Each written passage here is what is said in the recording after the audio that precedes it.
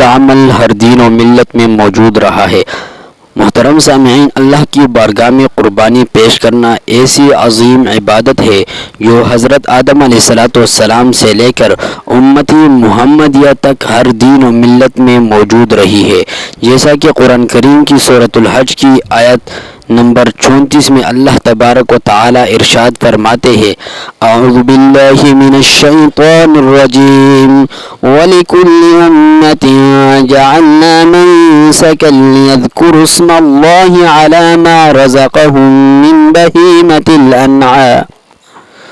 ترجمہ: اور ہم نے ہر امت کے لیے قربانی اس غرض کے لیے مقرر کی ہے کہ وہ مویشیوں پر اللہ کا نام لے جو اللہ نے انہیں عطا فرمائے ہیں۔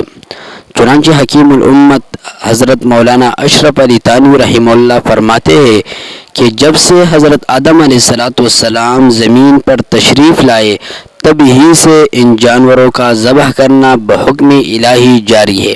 حضرت آدم علیہ السلام کے بیٹوں حابیل اور قابیل کا قصہ قرآن شریف میں مذکور ہے کہ حابیل نے قربانی کی تھی اور اللہ تعالیٰ کے یہاں مقبول ہوئی۔ اس سے یہ حقیقت تو سامنے آ جاتی ہے کہ اللہ تعالیٰ کی بارگاہ میں قربانی پیش کرنے کا عمل ہر امت کے لیے مقرر کیا گیا، البتہ اس کے طریقے اور صورت میں کچھ فرق ضرور رہا ہے۔ انہی میں سے قربانی کی ایک عظیم الشان صورت وہ ہے جو اللہ تعالیٰ نے اس امتی محمدیہ کو عید الاضحیٰ کی قربانی کی صورت میں عطا فرمائی ہے، جو کہ حضرت ابراہیم علیہ السلام کی قربانی کی یادگار ہے۔ اس لیے ہر شخص کو چاہیے کہ قربانی کرے جو صاحب نصاب ہے۔